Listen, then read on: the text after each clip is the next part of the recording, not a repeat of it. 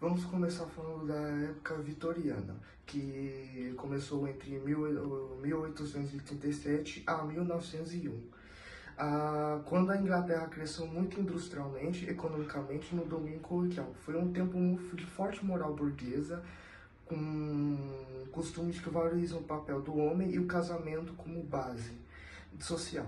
Nesse cenário surge John Stuart Mill, um dos grandes pensadores liberais do século XIX, que teve uma educação rigorosa e atuou na política, influenciando o pensamento da época. Mill foi muito influenciado por James de Burton e o lutheranismo, que buscava maximizar o bem-estar geral, mas Mill trouxe uma contribuição importante e questionou se o bem-estar para todos poderia realmente ser medido assim, e criou uma discriminação entre prazeres inferiores ligados a decisões pessoais imediatas e prazeres superiores, que impactam mais pessoas e têm efeitos duradouros. Eu vou falar sobre análise crítica e implicações. Essa diferenciação levou Mill a defender que o Estado deveria intervir o mínimo possível, apenas quando o indivíduo não conseguisse agir por si próprio, protegendo sempre as garantias e a individualidade de cada pessoa. Para ele, essa liberdade individual era o centro da vida moral e política, o que já mostrava um avanço na teoria utilitarista tradicional. Relação com a contemporaneidade. Hoje ainda discutimos muito sobre essa tensão entre o bem-estar coletivo e a liberdade individual. Questões como o uso de animais em experimentos, decisões do governo sobre saúde pública e o limite da intervenção estatal são exemplos claros sobre essas discussões, que continuam muito atuais. Por último, eu vou falar sobre sua conclusão. Para concluir, podemos dizer que Mill valorizava profundamente a autonomia do indivíduo e aprimorou o utilitarismo com uma visão mais ética e qualitativa dos prazeres e do bem-estar. Seu pensamento ainda influencia debates modernos sobre a liberdade, a ética e o papel do Estado. Durante essas transformações sociais, essas transformações políticas, Mill publica um texto muito importante, chamado A Liberdade. E além de publicar esse texto tão importante, ele também complementa os pensamentos de Locke. Ou seja, ele defendia que o indivíduo era soberano sobre si mesmo, desde que suas ações não afetem outros indivíduos. Além de defender isso, ele defendia a preocupação com a tirania da maioria, defendia a progressão social e política e, como óbvio, ele defendia a liberdade de expressão. Para Mill, a liberdade pode ser restringida quando há risco de dano real a outras pessoas.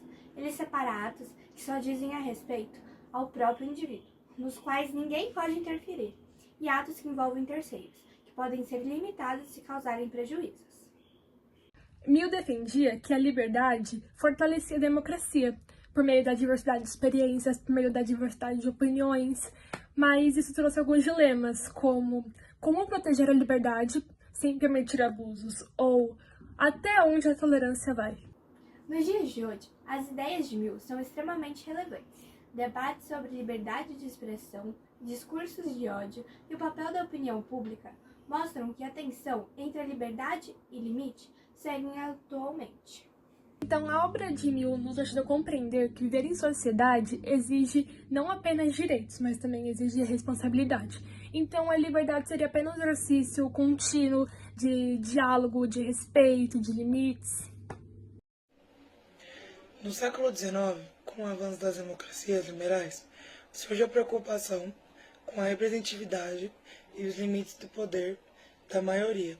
Mill, como parlamentar, une a teoria e prática, defendendo reformas e refletindo sobre o funcionamento real da democracia.